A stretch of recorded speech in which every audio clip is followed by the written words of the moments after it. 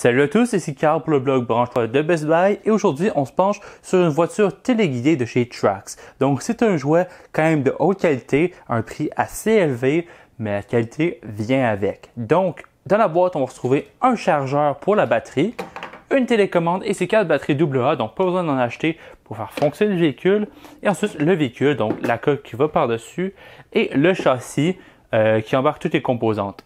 On va avoir aussi une batterie de 3000 mAh qui va pouvoir être chargée par l'appareil. Vous pouvez acheter des modules supplémentaires, comme des modules qui vous permettent de connecter la voiture à votre téléphone via Bluetooth, des modules pour charger les batteries plus rapidement, des batteries de plus haute capacité, mais pas trop besoin. À mon avis, les batteries durent vraiment longtemps. J'ai jamais utilisé la batterie jusqu'à fond, mais j'ai facilement utilisé la voiture pendant 20-25 minutes, puis j'avais même pas encore fini avec la batterie, donc il y a quoi s'amuser pendant un bon moment, juste avec une charge sur la batterie.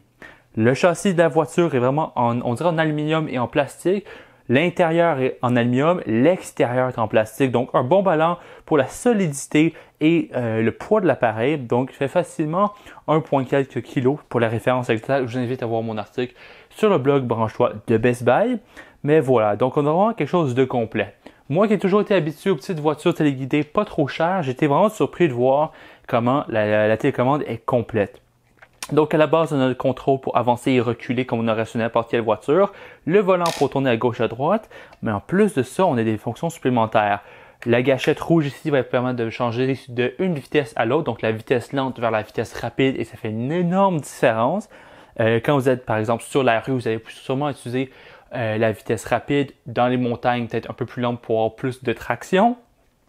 Ensuite, on va voir un bouton pour barrer ou déverrouiller les différentiels. Donc, la première position, c'est tous les différentiels verrouillés. Ensuite, les roues avant, ensuite toutes les roues verrouillées au niveau du différentiel.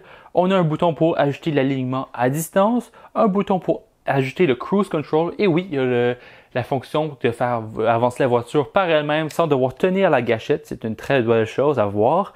Et finalement, un bouton menu qui vous permet de reprogrammer quelque chose, dont l'ajustement de la gâchette ici, parce que vous pouvez modifier l'ajustement de la sensibilité vers 50-50, donc 50% de la sensibilité vers le devant du véhicule et 50% vers l'arrière. Et on peut modifier ce ratio-là pour 70% vers l'accélération et 30% de la gâchette vers le frein, donc le recul en arrière. Au niveau du véhicule, on a de très bonnes suspensions. Donc, si j'avance un peu le véhicule par ici, le véhicule baise vraiment beaucoup. On a facilement 2 cm de mouvement sur le mouvement en soi des suspensions. Les pneus aussi de leur côté, ils ont un bon montant pour absorber les chocs et tout travaille très bien dans le gazon, sur la rue, etc.